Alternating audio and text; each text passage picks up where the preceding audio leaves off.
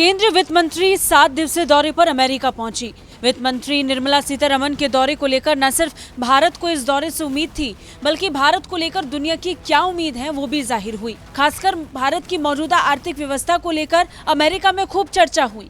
भारत की वित्त मंत्री ने यूपीआई की ताकत के बारे में बताया। वहीं भारत की आर्थिक व्यवस्था से गदगद हुआ आईएमएफ भारत की तारीफ करने से खुद को रोक नहीं पाया। वित्त मंत्री निर्मला सीतारमण ने कहा कि रुपए को मान्यता दिलाने के लिए भारत कई देशों से बातचीत कर रहा है।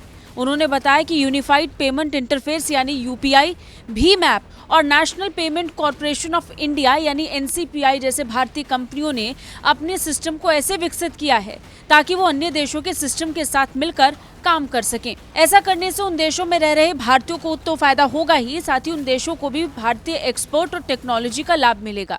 Singapore, UAE have all come forward now to make RuPay acceptable in their countries.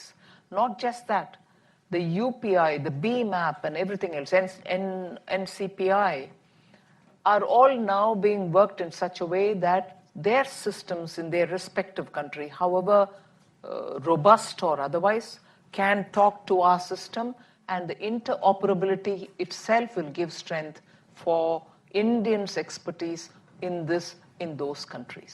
We are working together with several countries. केंद्रीय वित्त मंत्री ने बताया कि भारत अलग अलग देशों से बात कर रहे हैं। रुपए को अपने देशों में स्वीकार्य बनाने के लिए सिंगापुर, यूएई अब आगे आए हैं। डिजिटल दुनिया में भारत ने जो गति पकड़ी, उसकी तारीफ हर तरफ हो रही है। खुद आईएमएफ ने भारत की तेजी से बढ़ती डिजिटल इकोनॉमी की सराहना की। डिजिटल नगद हस्तांतरण योजना पर अंतर्राष्ट्रीय मुद्रा कोष यानी आईएमएफ के उपनिदेशक पाओलो मोरो ने कहा, भारत का मामला काफी प्रभावशाली है। देश का विशाल आकार इसे एक चमत्कार बना रहा है। ये दिखाता है कि कैसे ये कार्यक्रम निम्न आय स्तर पर लोगों को मदद करने के लिए लाखों लोगों तक पहुंचते हैं।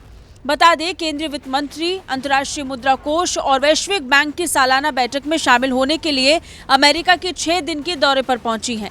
इस दौरान निर्मला सीतारमण ने कहा कि भारत आत्मनिर्भर बनने की दिशा में आगे बढ़ रहा है ताकि अपने देश में विकास की गति को बढ़ाया जा सके। इससे पहले केंद्रीय वित्त मंत्री ने वॉशिंगटन डीसी में अमेरिकी ट्रेजरी सचिव जेनेट येलेन के साथ मुलाकात की। मुलाकात में दोनों मंत्रियों ने आगामी G20 देशों के सम्मेलन की अध्यक्षता के साथ ही कई अहम मुद्दों पर भी चर्चा की थी। ब्यूरो रिपोर्ट, भारत तक।